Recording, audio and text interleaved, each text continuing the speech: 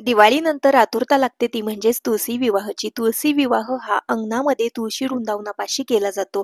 पण शहरामध्ये जागेअभावी हा तुळशी विवाह मी घरामध्ये करत आहे.